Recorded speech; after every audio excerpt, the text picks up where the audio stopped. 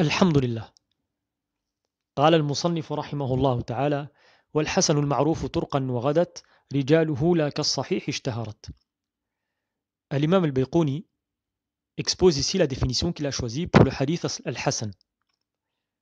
Cela concerne le hadith dont les voies sont multiples, connues, et dont les transmetteurs n'ont pas le degré de notoriété du hadith sahih, mais qui sont tout de même acceptables. Cette définition ne fait pas l'unanimité chez les savants du hadith. C'est pour cela que j'ai dit celle qu'il a choisie.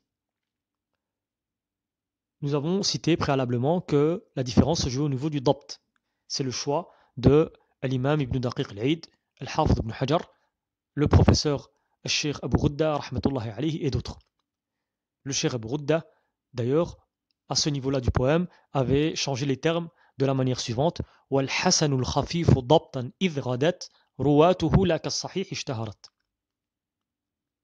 Étant donné que nous ne sommes que dans la terminologie, je n'entrerai pas dans les détails, surtout pour respecter l'engagement que j'ai eu envers vous, de ne pas étaler l'explication plus que cela. Al-Hasan, au niveau de la langue arabe, veut dire ce qui est bon, ce qui est beau. Au niveau de la terminologie, la définition qui nous a semblé la plus à même d'être citée est la définition de la plupart des savants, à savoir le fait que la chaîne de transmission doit être continue, les transmetteurs doivent être fiables, la sûreté doit être évidemment acceptée, même si elle est moins importante que celle du sahih, et il doit évidemment être exempt de marginalité et de défauts nuisibles.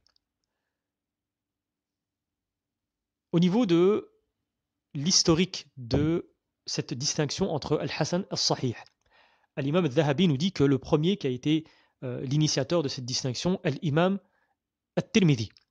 Le premier est l'imam al-Tirmidhi, comme le cite al-Hafid al-Dhahabi. Quant à l'application de ce genre de hadith, Al-Hafid ibn Kathir, dans son livre Al-Ba'ith al-Hathith, nous dit que la majorité des savants disent qu'il doit être appliqué tel un hadith sahih. Il n'y a pas de différence selon la majorité des savants.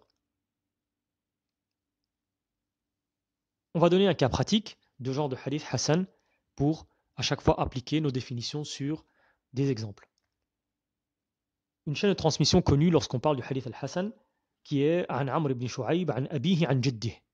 Cette chaîne de transmission sont des transmetteurs Hassan qui rapportent du prophète sallallahu alayhi wa sallam قال لا يرث القاتل شيئا.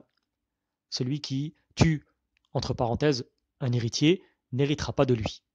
Le hadith est Hassan parce que la chaîne de transmission contient des transmetteurs Hassan. Et il suffit qu'un seul transmetteur soit Hassan, quand bien même tous les autres sont sahih, pour que la chaîne de transmission soit considérée comme Hassan. Wallahu ta'ala a'lam.